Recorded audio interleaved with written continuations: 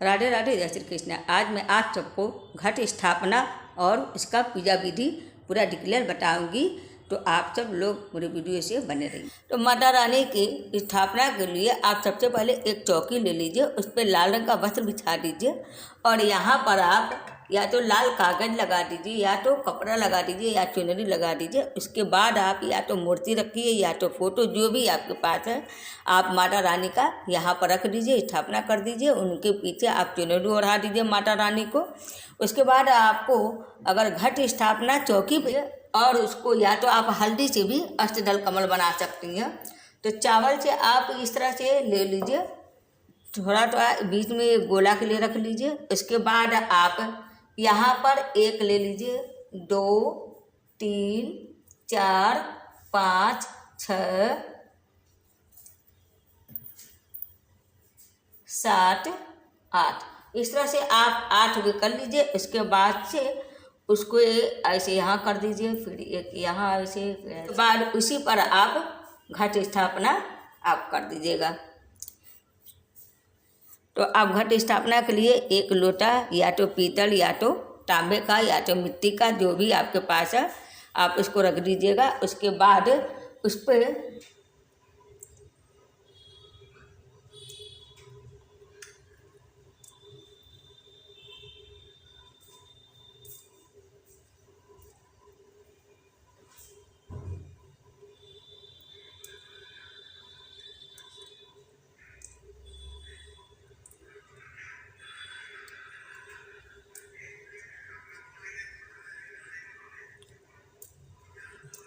सात्विक बनाते वक्त ध्यान दीजिएगा, 2 लाइन जरूर लगाना रहता है ऐसे कॉर्नर पर से।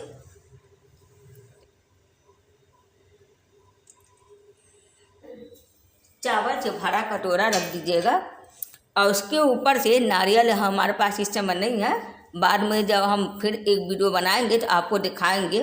तो नारियल आप इसके ऊपर ऐसे रख दीजिएगा, या तो आप बड़ा प्लेट वाला रखिए जिससे नारियल रखना आपको आसान हो जाए।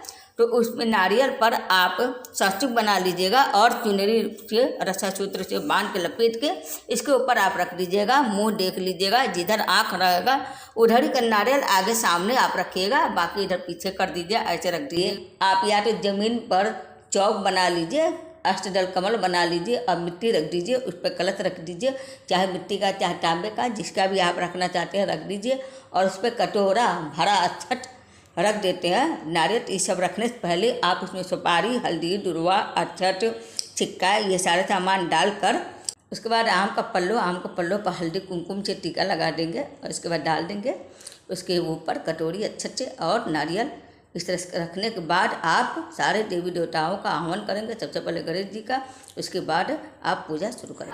जौ, तो जौ बोने के लिए आपको एक पात्र लेना होगा मिट्टी का, उसमें आप मिट्टी भर दीजिए, रख दीजिए थोड़ा सा। उसके बाद जौ रख दीजिएगा, जौ के ऊपर फिर से मिट्टी, फिर जौ, उसके ऊपर से मिट्टी रख के आप पानी डाल दीजिए।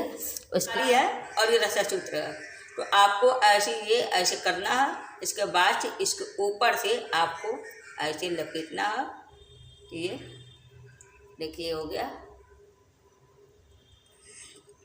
इसके बाद से आप इसको यहाँ पर रख सकते हैं गणेश जी के स्थान पर। आप गणेश जी, और ये मैंने पहले लपेट के रखा हुआ था, ये इसको गौरी जी, तो गौरी जी के रूप में यहाँ पर हम रख सकते हैं। इसके बाद अगर आप इस तरह से नहीं, तो एक कटोरी भी लेकर उसमें पूरा अक्षत को भर दीजिए और उसमें ऐसे गणेश जी को और गौरी जी को रख सकती हैं।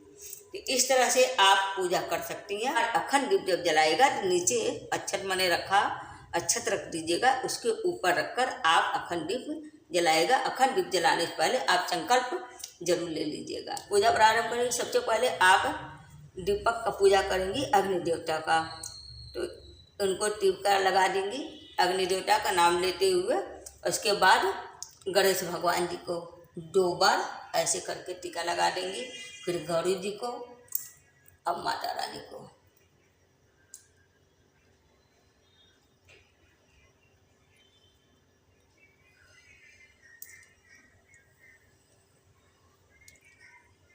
जो यंत्र बना है उस पर भी आप टीका लगा दीजिएगा, तो पूजना मान लिया जाएगा। माता रानी का यंत्र बहुत ज़्यादा महत्वपूर्ण होता है, तो इस तरह से अगर यंत्र बना है तो आप यंत्र पर जरूर टीका लगा।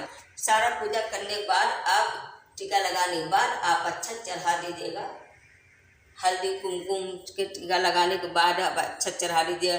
तो कलश देवता के नाम से भी अच्छा यहाँ पर चढ़ा दीजिएगा। फिर अग्नि देवता का, फिर गणेश जी को, माता के नाम से आप लोग यहाँ पर ऐसे सबको अच्छा चढ़ा दीजिएगा।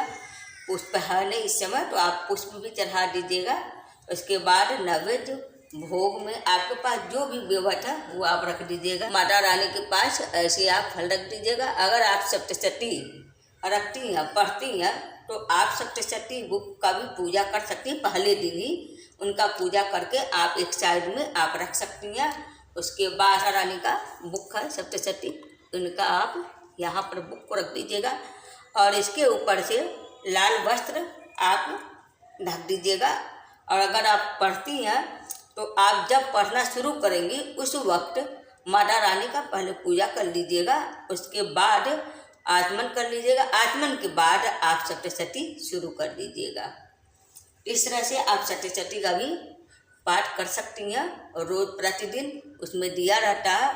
उस हिसाब से पाठ विधि में देखकर आप पूजा शुरू कर सकती हैं। पाठ का भी तो सुबह शाम एक टाइम जब भी आप शुरू करती हैं तो एक टाइम, अगर सुबह शुरू करती हैं तो सुबह, नहीं तो शाम को शुरू करती हैं तो शाम को आप इनका पाठ एक टाइम नियमित से प्रतिदिन आप करते रहिएगा। और लास्ट में कन्या पूजन हवन, उसके बाद से आप विसर्जन, दशमी की तिथि का मुहूर्त हम बताएंगे आपको। आप लोग इस हिसाब से देखकर मुहूर्त के टाइम पर आप लोग विसर्जन कर दीजिएगा माता रानी का। तो उम्मीद है आप सबको मेरा वीडियो पसंद आया होगा।